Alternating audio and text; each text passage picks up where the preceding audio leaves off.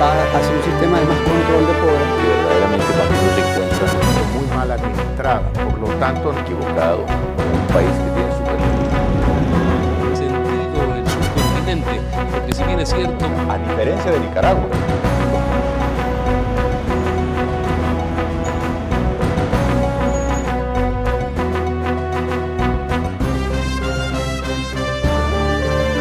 Cordiales saludos, un gusto volver a estar con ustedes en el espacio Fernando Aguayo América, que se difunde a través de Gama Visión en el Ecuador, por Mega TV en la Florida y por OnePlus TV en el Ecuador y en el mundo.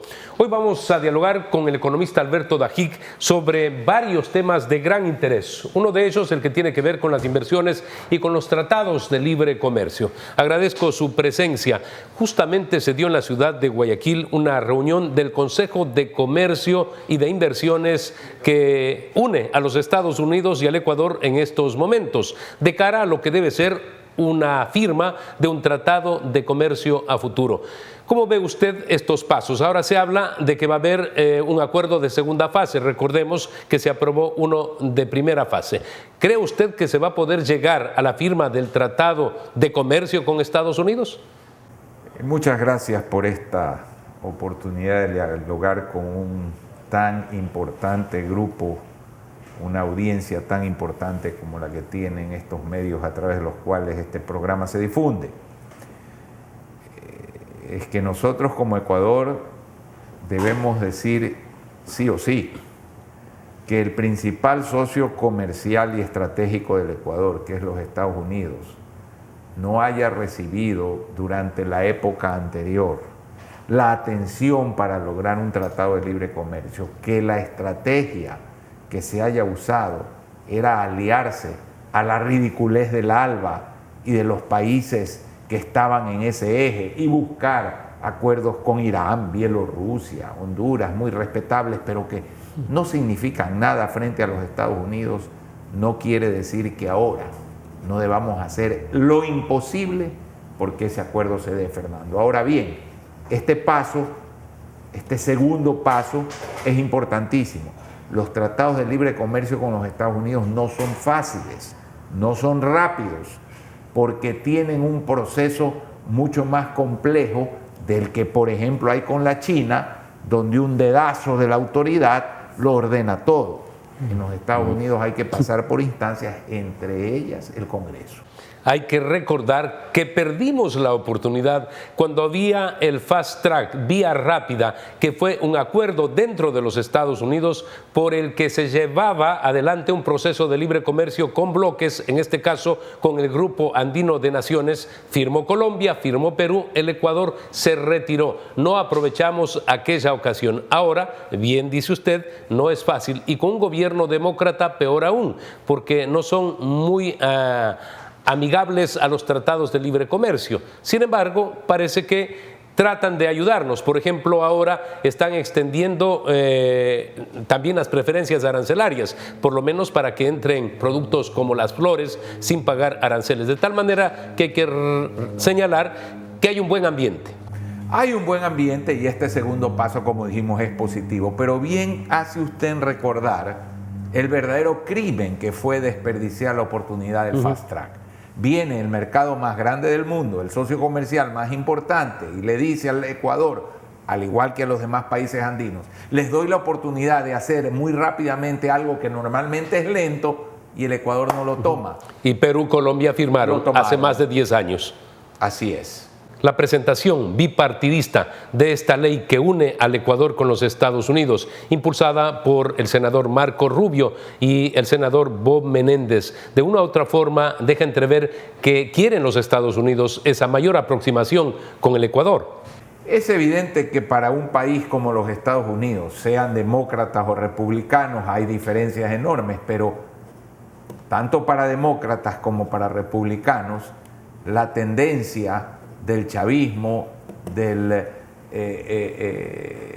castrochavismo, como lo llamó en alguna ocasión un expresidente colombiano, esta búsqueda que hay en varios países latinoamericanos de precipitarse a un vacío, a un precipicio, no es algo que guste ni a republicanos ni a demócratas. Si hay un país que libremente escogió una alternativa más sensata, rechazó en las urnas con un margen cómodo la tendencia tan destructiva que hoy lo estamos viendo en el Perú, que estamos viendo a Nicaragua, que estamos viendo el caos argentino, que sabemos lo que pasa en Bolivia, Venezuela. Si un país rechaza esa vía electoralmente, merece un tratamiento especial, porque los Estados Unidos dicen, bueno, a este país que está tratando de hacer las cosas sensatamente, hay que apoyarlo.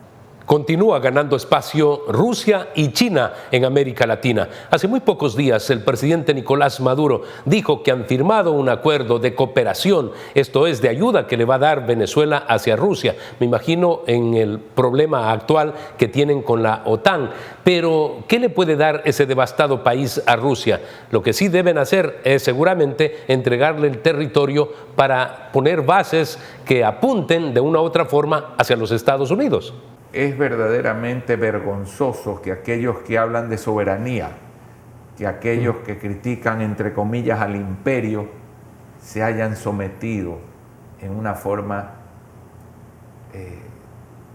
tan infame a entregar todos sus recursos, tener prendado todo a países que son más imperialistas y que son antidemocráticos como esos dos países que usted ha mencionado. Y Venezuela es el mejor caso de eso, el mejor ejemplo.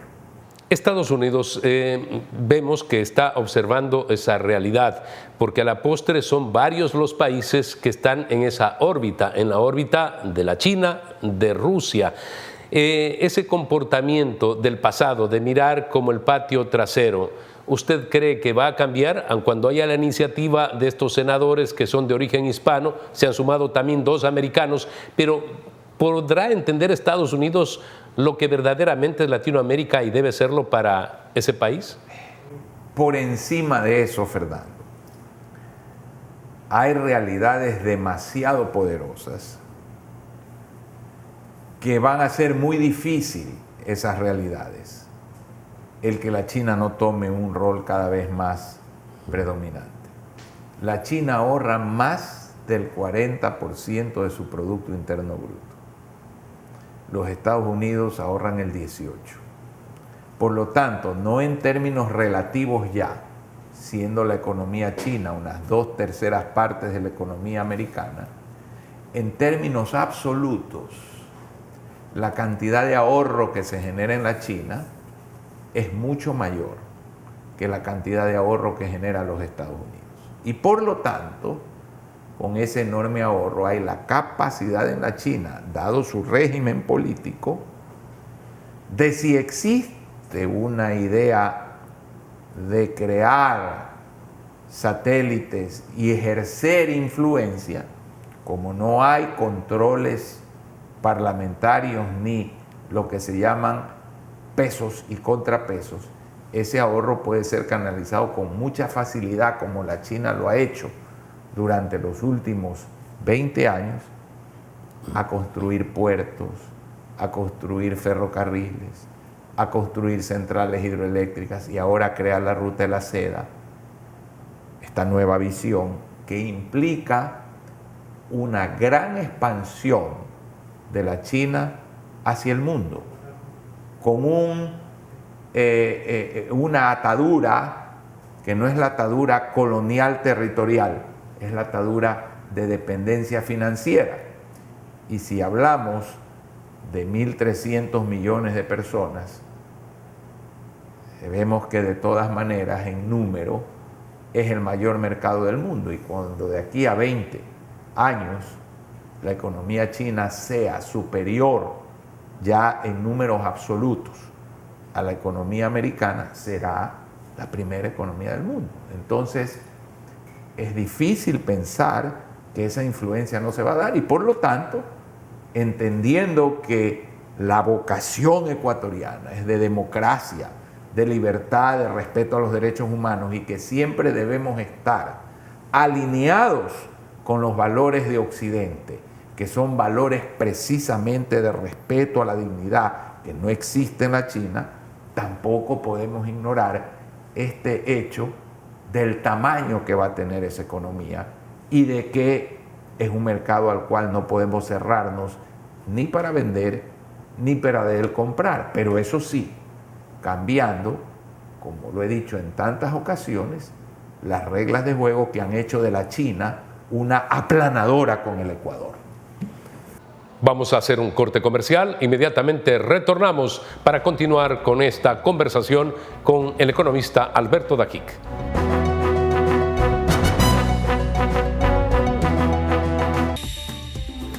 Inicio de espacio publicitario.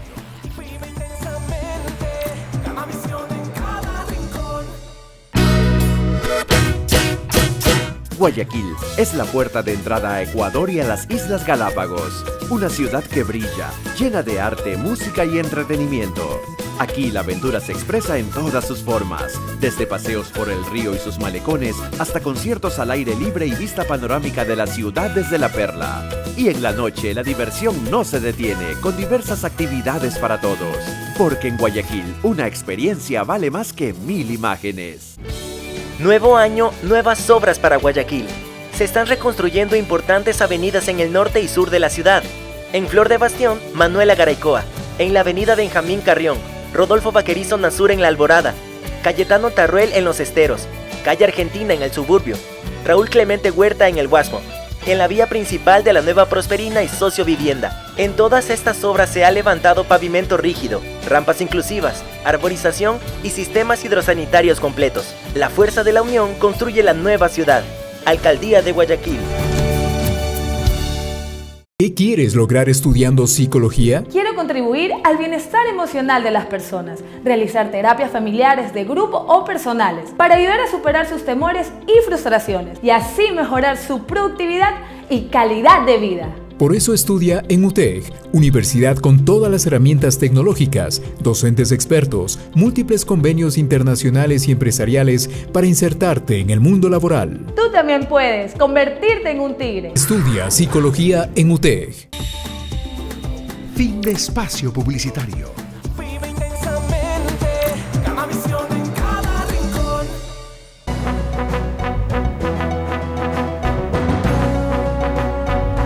Por los diferentes aspectos que estamos analizando en esta entrevista, efectivamente China ha sido una aplanadora para el Ecuador. Por estas razones tenemos que plantear lo que ya se dijo aquí en este programa por parte del doctor Carlos Julio Emanuel y por usted en un editorial en el diario El Universo. Debemos plantear la condonación de la deuda a China, esto es, no pagar la deuda porque hemos sido perjudicados. Yo creo que sí. Usted hizo mención a ese artículo que yo escribí en Diario El Universo, cuyo titular era La deuda de China con el Ecuador. Sí, dice usted que la deuda de China moralmente es mayor a la deuda financiera que tiene el Ecuador con ese país. Usted ya está crecidito y debe tener memoria. Cuando usted, que ha sido un periodista acucioso, investigador, meticuloso, recuerda usted que un contrato financiero haya sido reservado? ¿Y cuándo recuerda usted que un contrato de compra y venta de petróleo haya sido reservado? La reserva es o por una razón de seguridad nacional que en este caso no existe, o ¿por qué? Por corrupción. Esos contratos petroleros y financieros han sido lesivos al Ecuador. Y si usted le suma eso, que de las 8 centrales hidroeléctricas que la China construyó, 5 no están acabadas, les crece la hierba, y de las 3 acabadas, la más grande, el ícono, que es Coca-Cola Sinclair, está cargada de problemas. Debemos pensar quién le debe a quién.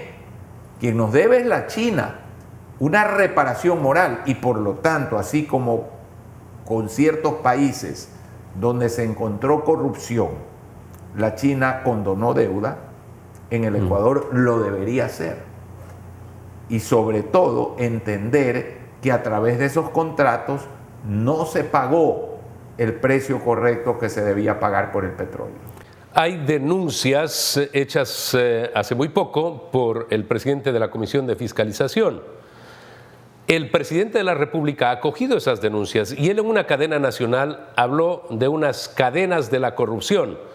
Él obviamente quería expresar el apellido de una de las personas involucradas en este negocio.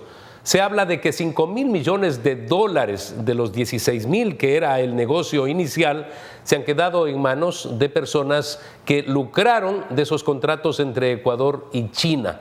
Y recordemos que al inicio se dijo que solamente entre estados se podía negociar el petróleo. Está establecido incluso en la Constitución. Sin embargo, han participado estas personas intermediarias que se han llevado mucho dinero. ¿Cómo resolver eso? ¿Se puede recuperar ese dinero? Que está ya judicializado el problema en Estados Unidos y debe hacerlo también en el Ecuador. Ojalá se recupere, ojalá se pueda investigar a fondo y ojalá se llegue a las conclusiones que una investigación seria pueda producir. Es lamentable que en el gobierno de la FARC, Familia Revolución Ciudadana, se hayan gestado estos perversos contratos que, como repito, significaron que la China haya sido una aplanadora sobre el Ecuador. Hay un testimonio, sería una prueba de cómo sabían lo que estaban haciendo en el gobierno de Rafael Correa con un memorándum que envía, parece, Jorge Glass y dice y advierte, mira lo que está diciendo Fernando Villavicencio, como que hay que parar a tiempo. Él denunció en esa época lo que ahora vemos ha sido una realidad. Bueno, muchas voces en el Ecuador denunciaron esto, muchísimas, porque quienes hemos ejercido función pública nos aterrorizamos al ver que habían contratos reservados. Yo pregunto a todos los que han sido ministros de Finanzas en este país, ¿cuándo firmaron un contrato reservado de deuda que no fuese de la Junta Nacional de Defensa? Por razones obvias. ¿Cuándo? Jamás. Esos contratos reservados eran casi una licencia obligatoria para delinquir. ¿Nos estamos llenando de razones para pedir esa condonación de la deuda? Yo creo que, como en Malasia, donde se encontró corrupción en unos puertos y se condonó deuda, y en África por un ferrocarril, aquí las centrales hidroeléctricas no admite duda alguna su estado actual, que ha habido corrupción.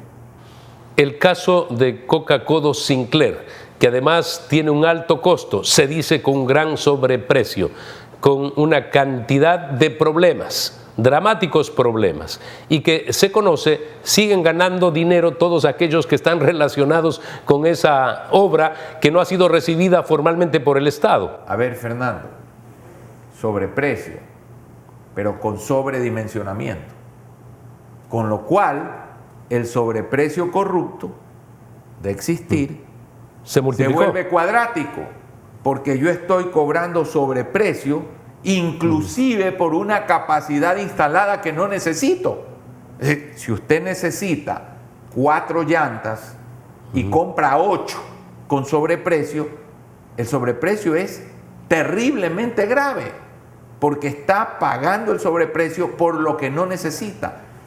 Se advirtió, y tengo testimonios de gente muy seria que me dice que se advirtió en el gobierno de la FARC que no se debía construir con esa capacidad instalada, que no habían los recursos hídricos suficientes para esa capacidad instalada. Y sin embargo se instaló con un sobredimensionamiento esa presa. Y se había dicho también técnicamente que no era el lugar apto para construir esa obra. Como ahora vemos, está en peligro. Muchos expertos ambientales lo advirtieron también. Tenemos que hacer un corte comercial. Retornamos para el último bloque en este diálogo con el economista Alberto Daquic, ex vicepresidente de la República.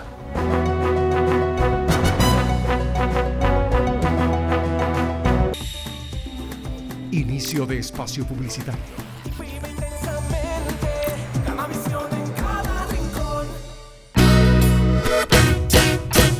Guayaquil es la puerta de entrada a Ecuador y a las Islas Galápagos. Una ciudad que brilla, llena de arte, música y entretenimiento. Aquí la aventura se expresa en todas sus formas, desde paseos por el río y sus malecones hasta conciertos al aire libre y vista panorámica de la ciudad desde la perla. Y en la noche la diversión no se detiene, con diversas actividades para todos, porque en Guayaquil una experiencia vale más que 1000 imágenes. Nuevo año, nuevas obras para Guayaquil. Se están reconstruyendo importantes avenidas en el norte y sur de la ciudad. En Flor de Bastión, Manuela Garaycoa. En la avenida Benjamín Carrión, Rodolfo Vaquerizo Nasur en La Alborada, Cayetano Tarruel en Los Esteros, Calle Argentina en el suburbio, Raúl Clemente Huerta en el Guasmo, en la vía principal de la Nueva Prosperina y Socio Vivienda. En todas estas obras se ha levantado pavimento rígido, rampas inclusivas, arborización y sistemas hidrosanitarios completos. La fuerza de la unión construye la nueva ciudad. Alcaldía de Guayaquil.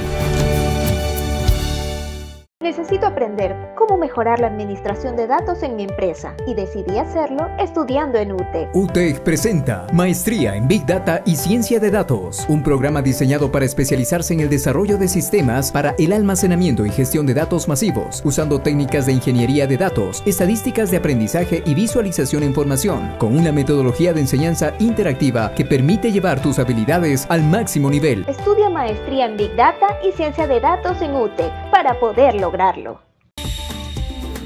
Fin de espacio publicitario.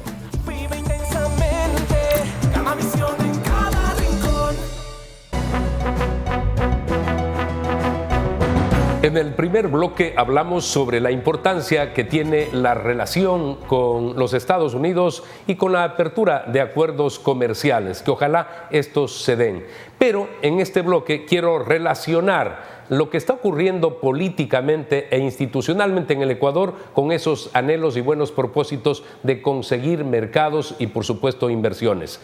Hay un caos, por ejemplo, en el Consejo de Participación. En la misma Asamblea Nacional se está discutiendo la posibilidad de entregar amnistías a casi 300 personas, varios de ellos comprometidos en los eventos de octubre del 19, cuando destruyeron la capital de la República del Ecuador y cuando también incendiaron la Contraloría General del Estado.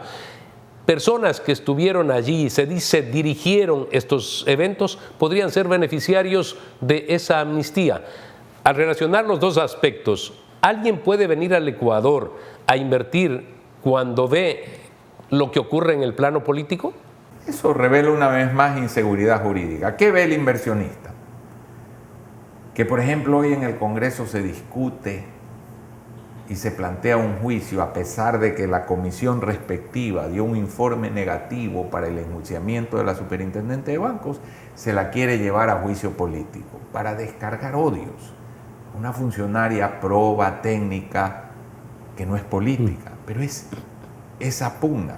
Hay un campo de batalla en el Consejo de Participación Ciudadana y ahora se plantea una amnistía a quienes, como usted tan bien describió, destruyeron la ciudad capital.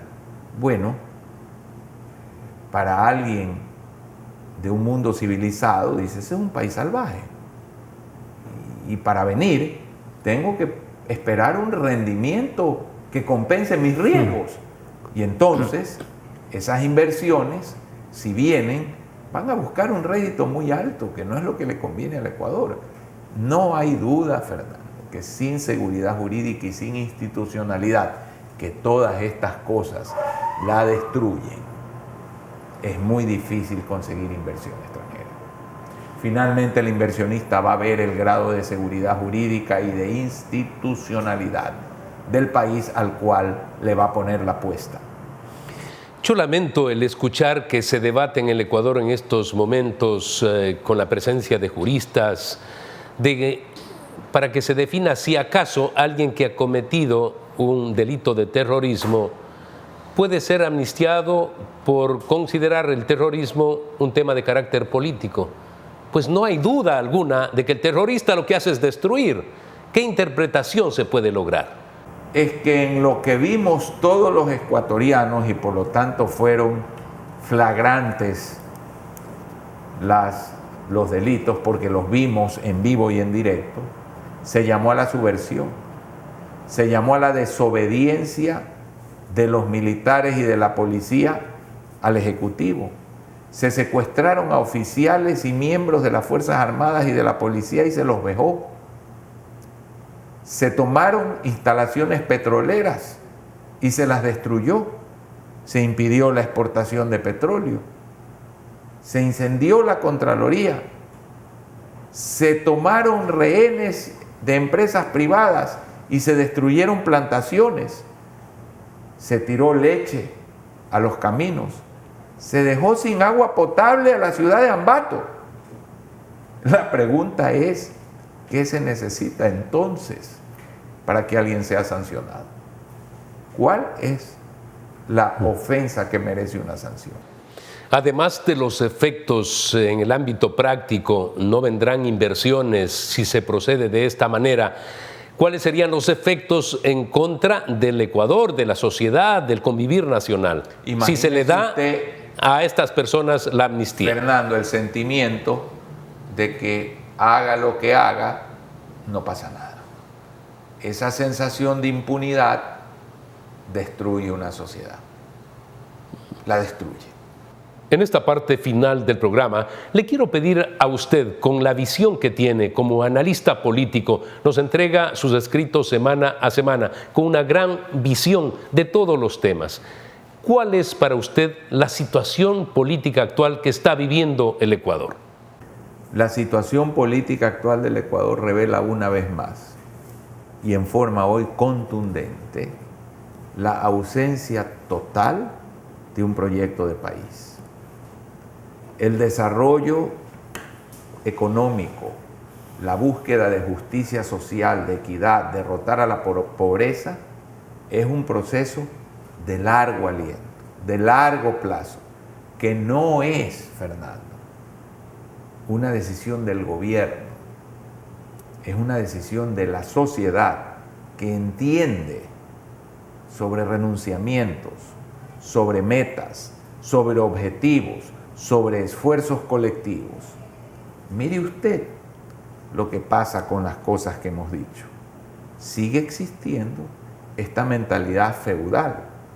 Yo lo que quiero es mi espacio para negociar, porque soy el señor feudal de ese espacio, lo que yo pido a cambio de eso. Entonces, yo tengo mi espacio de terrorismo, yo tengo mi espacio de destrucción de las instituciones, y a cambio de no hacerlo, de no destruir, cobro mi peaje.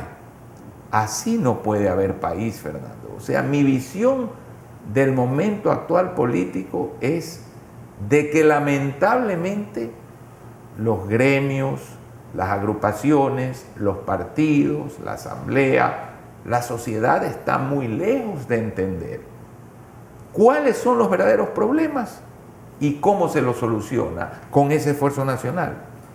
¿Qué hemos visto que se está tratando? Un juicio político, la pelea del Consejo de Participación Ciudadana, la amnistía. Mientras se discute eso, por ejemplo, el Fondo de Invalidez, Vejez y Muerte de la Seguridad Social, que tiene la plata para su jubilación y la de todos los ecuatorianos, ha perdido la mitad de su valor en 4 años. Y en poco tiempo no hay cómo pagar pensiones. ¿Y eso se discute? No. ¿Se lo entiende? Tampoco. Bueno, ese es el problema más grave político que tiene el país. De que estos grandes problemas, reforma laboral, lograr más libre comercio, el tema de la seguridad social, el apoyo a la minería que tiene que venir, todas estas cosas no se las entiende, no se las discute, y no son un objetivo de la sociedad ecuatoriana que trascienda al gobierno de turno. Y entonces el pronóstico es un poco gris hasta que eso lo entendamos. Y por falta de esos objetivos, resulta que a la vuelta de la esquina vienen unas próximas elecciones y, claro, aprovecha, por ejemplo, la izquierda destructora, porque dicen, ahí están los gobiernos de derecha que no supieron resolver los problemas, nos criticaron tanto y con nosotros estuvieron mejor. y es así como retorna el socialismo del siglo XXI a los países en América Latina. Le quiero agradecer a usted por haber estado con nosotros en Fernando Aguayo América. Ha sido el ex vicepresidente Alberto Dajic, ex vicepresidente del Ecuador.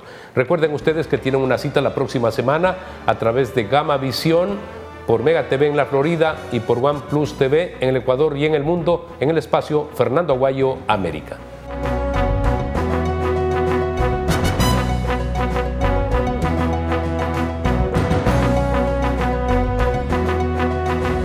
Va hacia un sistema de más control de poder. Que verdaderamente cuando uno se encuentra pero muy mal administrada, por lo tanto equivocado, un país que tiene su sentido el subcontinente, porque si bien es cierto, a diferencia de Nicaragua,